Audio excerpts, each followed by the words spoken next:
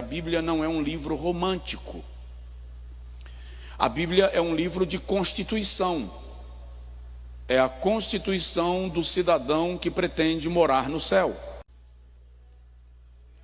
Eu vivo numa geração que valoriza tudo quanto é baboseira que se diz dizendo que está na Bíblia, mas não valoriza o aprendizado sistemático e original das Sagradas Escrituras.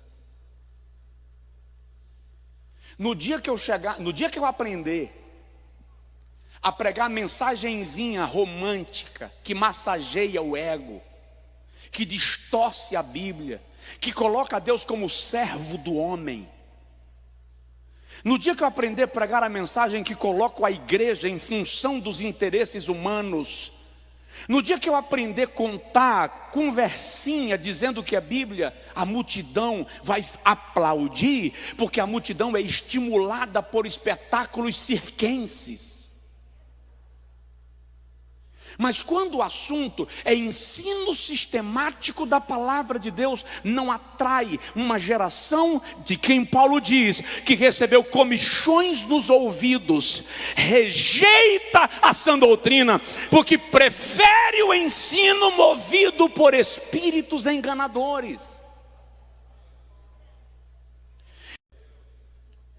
Nós, crentes genuínos, cremos na Bíblia como a palavra de Deus.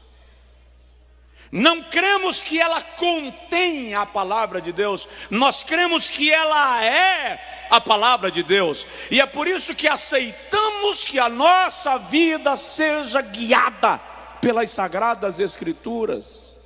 Não queremos ser guiados por preceitos humanos, achismos humanos, invencionices humanas, regrinhas religiosas, porque a palavra de Deus é o livro que revela, que mapeia a nossa trajetória até a glória celestial. Quem crê assim, diga amém. Vamos lá, vamos conhecer o livro que nós utilizamos. Primeiro eu queria lhe lembrar que a Bíblia não era dividida nem em capítulos, nem em versículos. Aliás, ela não era nem dividida em Antigo Testamento e Novo Testamento. Era um livro, um conjunto de livros sem essas divisões. Em 1227 depois de Cristo, é que a Bíblia é dividida em capítulos pelo arcebispo de Cantuária. Então surgem os capítulos, o Stephen Langton, que era arcebispo da Igreja Católica Romana, ele é quem divide a Bíblia em capítulos, e em 1551 é que os capítulos são divididos em versículos. Nessa mesma época é que se faz a separação entre Antigo Testamento e Novo Testamento. Por que eu estou dizendo isso? Para que você está dizendo isso, pastor? Acredite, não é por acaso.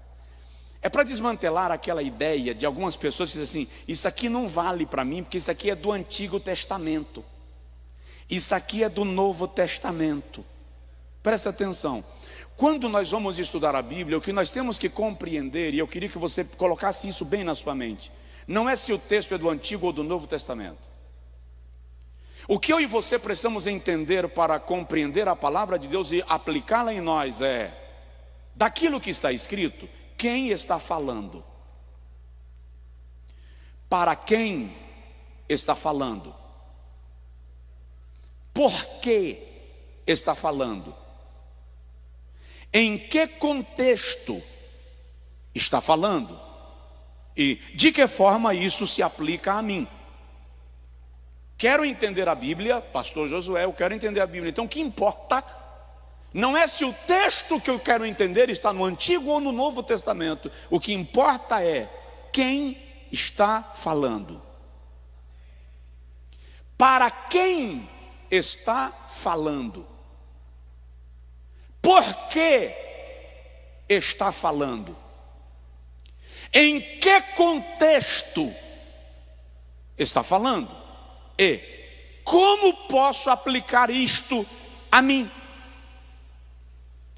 para a gente vencer a ideia de que o Antigo Testamento não serve para nós. É um conceito equivocado que quer tornar a palavra de Deus manipulada por decisão daqueles que não suportam ouvi-la na sua inteireza.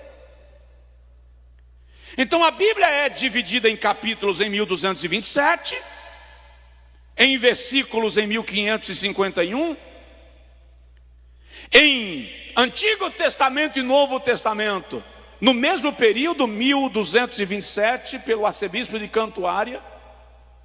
Aí se faz uma distinção, mas é preciso entender que o Antigo Testamento é a planta do projeto que Deus constrói no Novo Testamento. Tem arquiteto aqui, tem engenheiro aí. Um engenheiro não começa uma obra sem antes elaborar uma planta. O Antigo Testamento é a planta da obra que Deus manifesta em Cristo no Novo Testamento. O fato de a obra já estar construída não te dá o direito de queimar a planta.